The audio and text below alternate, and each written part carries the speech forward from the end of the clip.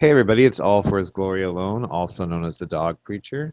And I've been talking with my friend here, Paul Ross, and so that's why I'm about 10 minutes late starting. But I know there's a huge line of people waiting to get in here. I'm just kidding. How you doing, Paul? Hey man, how you doing? How are you? We were just talking off air a little bit about the importance of God being the rock or the anchor of your faith, the person of God. Um, and would you want to share maybe some of your thoughts about that with the public? About God being your anchor. Yeah, the very what I mean by anchor is the thing that holds you, the thing that you that is your security in your faith is the person of God. Yeah, yeah, yeah. Good point.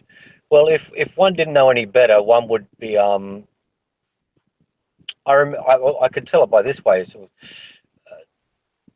I remember my mum came over one night, and it was the first time she looked through my telescope, and we were looking at the moon, and she jumped back and she was terrified. She said, "Oh my goodness, it's all moving," you know. Um, Right. And I explained to her, yes, yes, the whole solar system, it's all moving, and she was quite shocked. She was almost like she said, "I need to sit down," and she had a bit of a panic attack. She said, "I need to sit down." She was quite freaked out. She had never been aware of the fact of any of this uh, going on. The planets revolving around the sun, although she knew that in theory. She had never actually seen that in a practical way, and it really it sort of discomforted to some degree. And I think it's the same in God, is that it to know that not to put your faith in your emotions or your feelings or your psychological state or your disposition or any kind of mood that you may be in, because there's certain things that are an anchor to reality, and that's God. God's the anchor. His word, his character, his nature, we can put our trust in. But we can't put our trust in our moods or our feelings, which change like the seasons of the weather. We need to put our faith, to anchor our faith in something that's going to cause us to be stationed and stationary. And from there, we can build something upon that foundation. But if we just sort of moving by our emotions, yeah, it's going to be very difficult to establish anything. I think anyone that's built a really successful business or anything else that's successful has learned to weather the storm, to weather their own emotions, to weather their own doubt and fear and panic and all sorts of other things, and to be persistent alone on certain principles. And that principle, or those principles they've adopted or employed, have caused them to overcome, whether they be a believer or not, in on a principle alone. So yeah, I would agree with you. Yeah. And I think Christians sometimes think that they forget, it is very important to have sound doctrine. It is very important to understand theology and what the Bible teaches, but what you're understanding and what you're learning is saying something, and it's saying something about the person of God. If you don't come to that if you I'm trying to think how to say this. If you don't realize that all that theology is pointing you toward a person, and that person is who your trust is in, not the principles themselves, but the principles Hmm. and the teachings that point toward that person.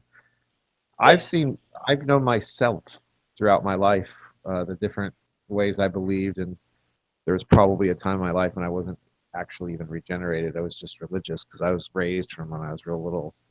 Um, but the way I see God is different than I've ever saw him the rest of my life. It started around 2004, but it's not different in the sense that it doesn't agree with historical Christianity or the Bible. It's the fact that it's grounded in that, and but that God has actually caused this trust in Him that has as its basis a humility about who I am. I think a lot of people, we sit there and we question God, and we say, well, if God did this way, this isn't right or fair, or stuff like that. And I know that's setting ourselves above God and thinking that we're not finite that we're somehow equal with God and we can understand everything about him. But when you come to the realization that you're finite and he's infinite, and that he is who he says he is, yeah, he's perfect in righteousness, that he doesn't have any sin in him, that he can't make mistakes or errors or change his nature to be evil, then when something comes across the table of your life that is adversity, something that you don't understand, you trust him because you know him. Yeah. And the world doesn't understand that. I could hold on that. I actually said all that better to you off air because there was less pressure to get it right. Because sometimes you feel like you want to try to explain it to the world, but then you have to back up and realize they can't understand. No. Because to understand him is to know him, and they don't know him. Yeah. You That's right. know, and that's we hope that through ministries like this and stuff that well, not hope, we know that through ministries like this that God will reach those whom he wants to reach, and he will judge those that he has decided to judge. But that understanding is a work of his alone. He has to give them understanding. We just are responsible for representing the truth accurately and faithfully. Yeah. So, so That's uh, right. Paul's in the future. He actually is. I'm hearing in the United States on the West Coast and 6:05 p.m. on a Sunday. Paul's actually in Monday. What time did you say it was? Well, it's 7 past 11 a.m. at the moment, Monday morning. Wow, it's just so funny because I just had a birthday a couple days ago, and it was funny. My friend from New Zealand called me and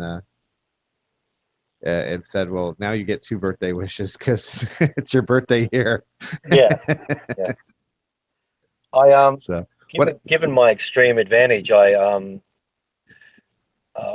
have people asking me for the lotto results, in advance. Yes, Paul's going to be raptured before all of us. Yeah, one day ahead, I can sort things out, get things fixed up for you. So, in the few minutes you have left, because I know that you said you can't stick around too long. Yeah. If you want, we've talked before in the video, but I don't think I've ever really asked you this. If you want, for the people that are viewing, just take a few minutes to tell them a little bit about who you are and why this stuff is important to you. Well, my name's Paul Ross, and I live in Brisbane, Australia, and I've been a Christian for maybe 25 years now. And my Christian leaning has been very philosophical, in the sense of understanding the world and also looking and delving and researching into other worldviews and everybody has a worldview. Everyone has a view of the world, a perception, an understanding of things, and all of us, being finite, are imperfect in that understanding because we don't have the mind of God. We don't see as God sees. We don't understand. There's no way we can understand reality as God understands it. So we're kind of trapped. We're imprisoned. We're bound to some degree by our limitations, by our restrictions, and so therefore, and of course, our five senses are not going to get us anywhere towards understanding what ultimate reality is. I mean, they're very limited. There's various animals that can see better than us, can hear better than us, and have greater kind of um, uh, sensual tools to interpret reality. But even them, even they are limited. So all of us are limited, and we can only understand what is revealed to us by the Almighty. And His Word doesn't tell us everything about everything, but it tells us what we need to know. And what it tells us is true. So it doesn't deceive us. It doesn't cause us to build our life upon something that's false, but it gives us strength and courage to face the circumstances, to know that He's with us. And so I'm a Christian, yes, and I love to defend the faith, and mainly I deal with atheists and people from that ilk, in helping them to let go of their suffocating materialistic worldview that leaves them really with nothing. It has nothing to offer. It is a parasitic belief system that feeds on everything else. offers no life, offers no hope, and it definitely has no salvation. So reaching these destitute, or what I consider to be the most bankrupt of human species, is something that I enjoy to do. Yes, pretty much that's it, really. Yeah, and isn't it interesting?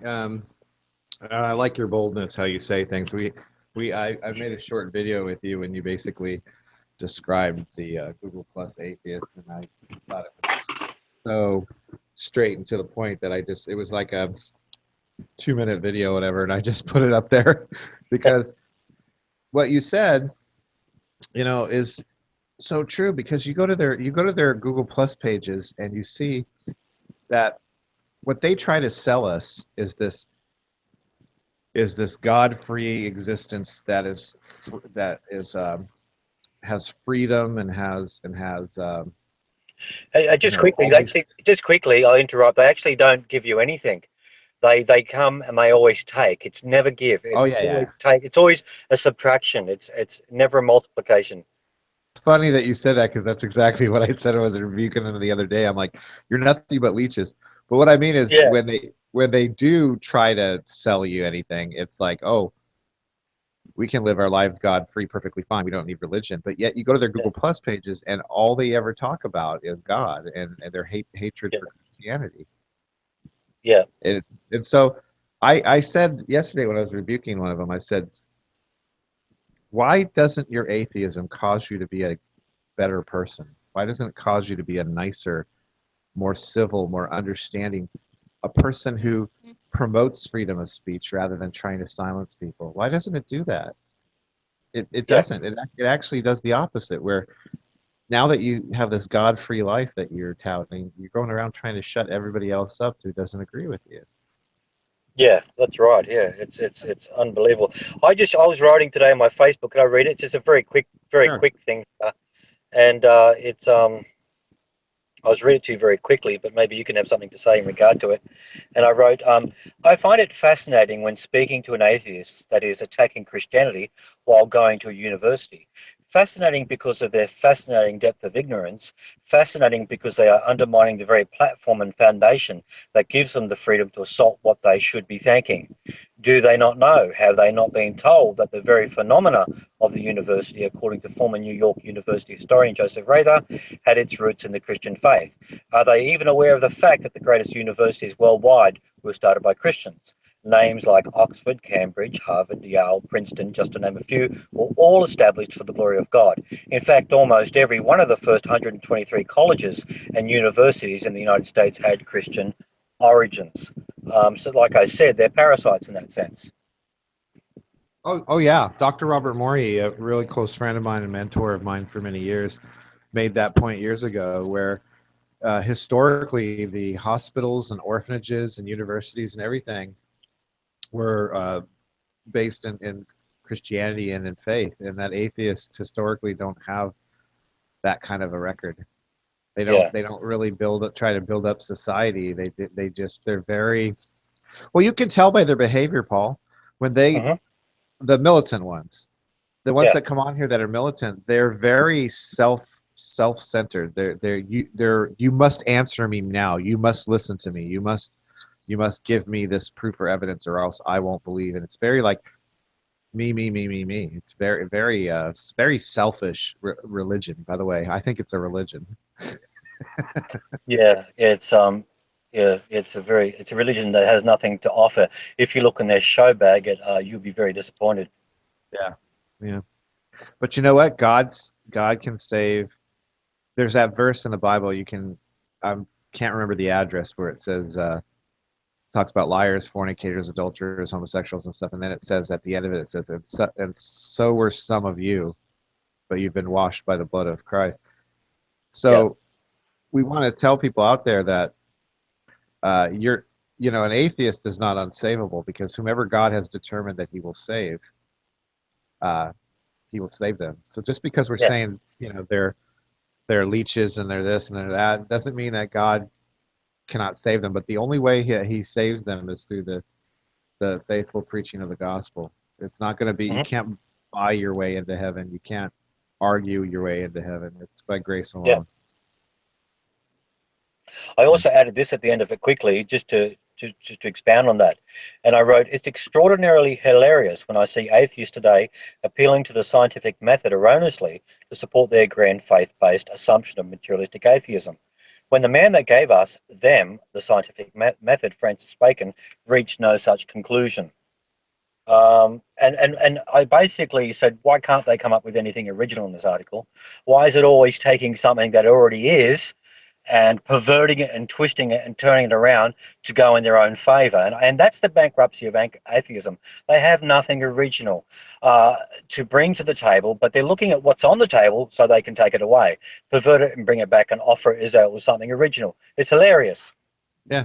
I was talking to a guy the other day, and this is not the first time I did this, but I walked him very carefully through some scenarios, and I said, if you have your morality, I said, I believe atheists have morality. I just don't believe they have a basis for universal morality that they can apply on me or anyone else. Their morality is subjective. And I says, let me show you something. I said, now this is going to be hard to do because I'm telling you these things. So you have to imagine I'm not here and I'm not telling you these things. Yeah. But let's say there is a baby on the other side of the world that is being raped, and you have no knowledge of it. You can't see it, you can't hear it, you can't smell it, you can't taste it, you can't touch it. You don't have any of your senses that you can use. Can't form any kind of opinion about it or anything. I said, now would that baby rape be universally wrong for everybody at that moment when it's happening?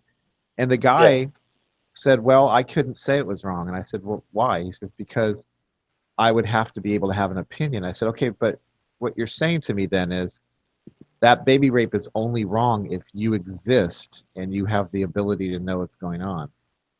So essentially, let's take you out of the scenario. Let's say you didn't exist. Would that baby rape be wrong by itself? And he says, I can't say that. And I said, now do you see how bankrupt your world philosophy, your epistemology is? Because I can declare that to be evil and sin because I have a universal standard, which is God. And God sees it whenever it happens, and therefore he declares it wrong. But That's see, true. that was an honest atheist. That was someone who was honest, that was consistent with his epistemology. You talk to these other atheists, and they're like, they'll go give you every excuse in the world why that baby rape is wrong, but it isn't, because Paul, in atheism, morality can only be subjective. Yeah. And that reminds me of something else I wrote, and I just got it here. And worldviews, your view of the world makes a difference. Jesus said, "Do not restrict the little children from coming to Him, for such are of the kingdom of heaven." You know, of course, if there is no kingdom of heaven, and all children are nothing more than the haphazard, accidental byproducts of mindless, impersonal, non-rational, underrated, unguided, purposeless forces that came from nothing and are ultimately going nowhere, then in what way is natural selection cruel or immoral? There are infinite differences between the worldviews of a Hitler and a Jesus. The political implementation of atheistic philosophy through visionary leaders has resulted in the murder of 130 million people. And the question I ask is, how many of those people were made up of children? You know, and there's a big difference between "suffer the little children to come unto me, for such of the kingdom." Hey, Paul, we lost your audio.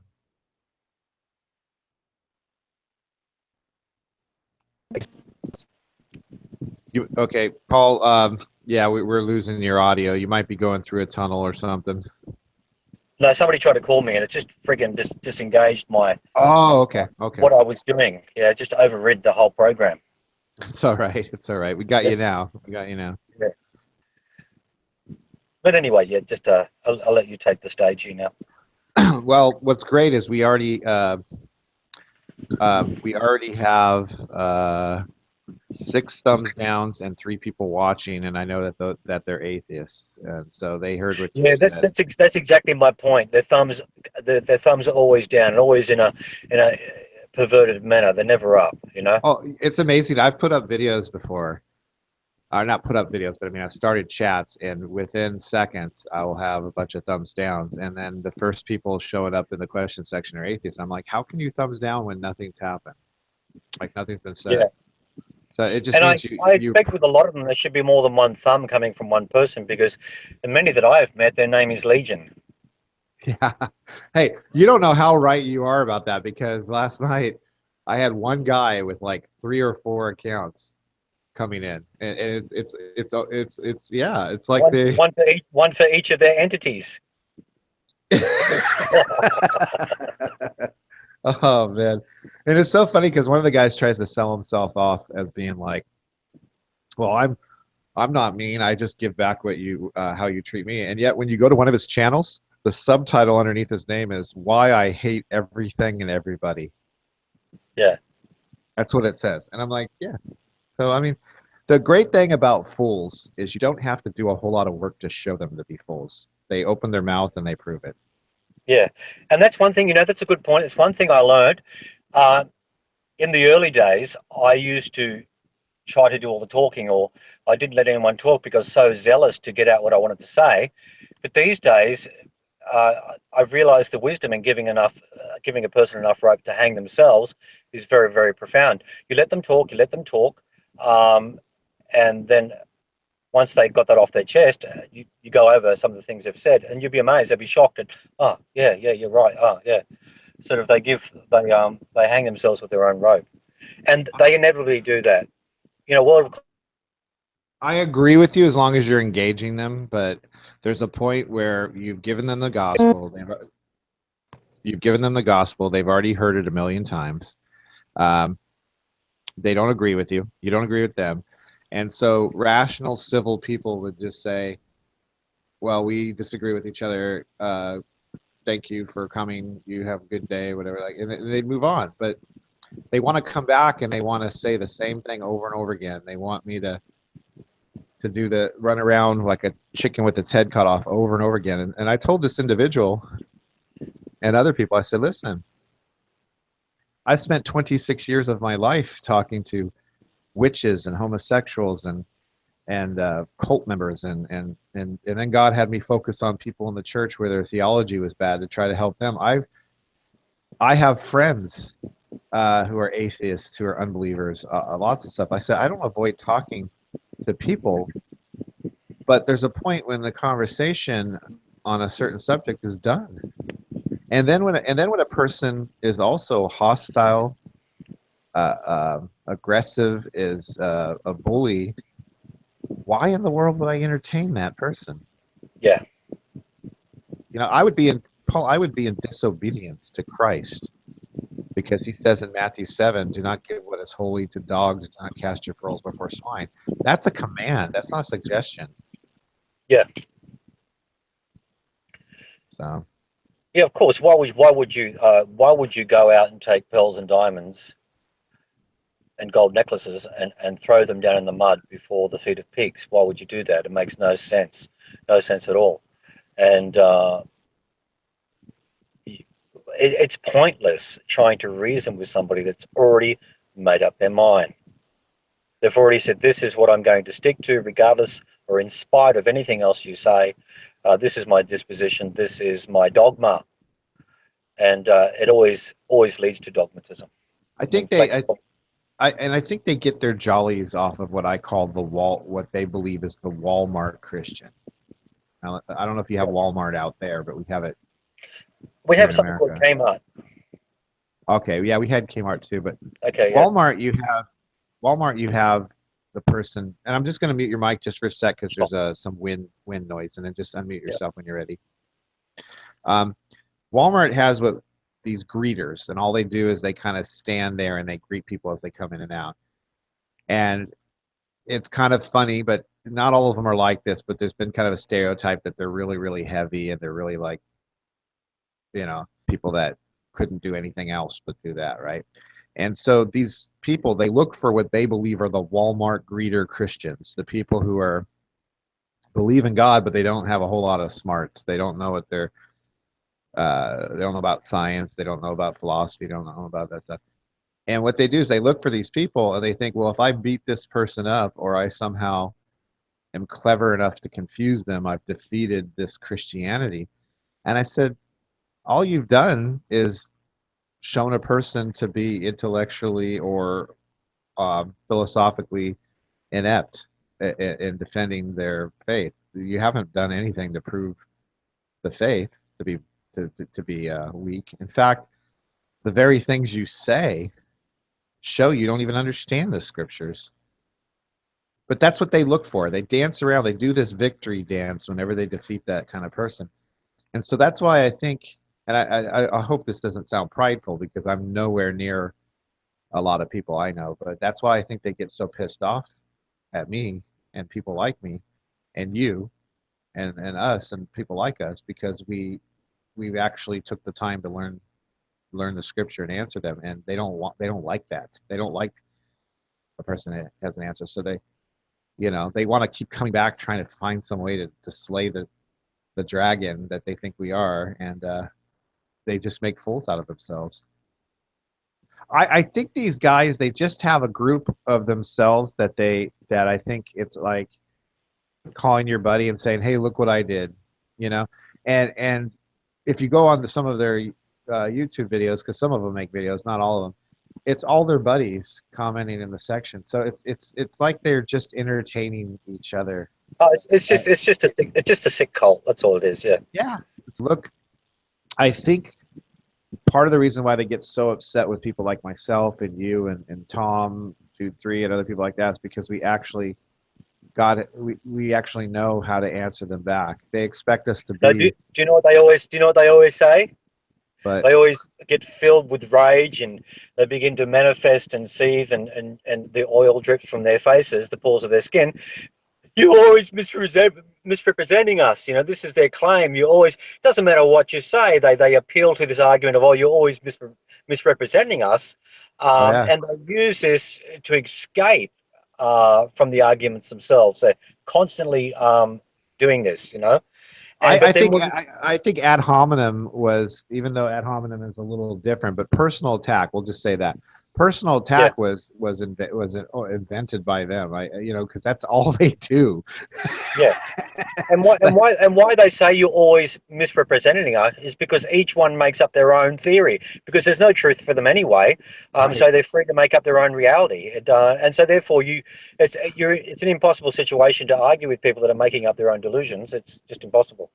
God, Paul, I wish you weren't so many hours ahead of me because I come on usually much later than this, and Yeah, you'd be going to bed by the time I come get on. But it's like the way you speak is the way more of us need to talk about it. It's not unloving. It's just getting right to the point. Like, listen, you know, you guys are this way because of that, and that's it. And more, if more Christians would talk like that instead of trying to like butter everything up and try to be super gentle all the time. Look, there are people who don't believe like we believe, but they're civil and they're respectful, and yeah, you go that extra mile with them. yeah, But there are people who are just wicked, mean, bully, and for lack of a better word, I hope I don't offend anybody. They're just plain assholes, yeah, and I think you have to sometimes declare them to be so. yeah, yeah, They just are, and the way you go about it, and the way you say, this is why they do that. I love when you say, "Well, of course they feel we misrepresent them because none of them agree because none of them have the truth." I love that. yeah. Like right on the head. Oh man. It's, I find it very entertaining. I've never been stumped by one of them. You know, there's not an atheist on the earth that I wouldn't stand before and challenge. They might get some punches in, but I can guarantee you this: they ain't going to leave the ring without a bloodied face. There's just Yeah. no way to avoid that. No way. And they can probably pull on some science stuff I don't know, and they can pull on this Oh, that I don't know.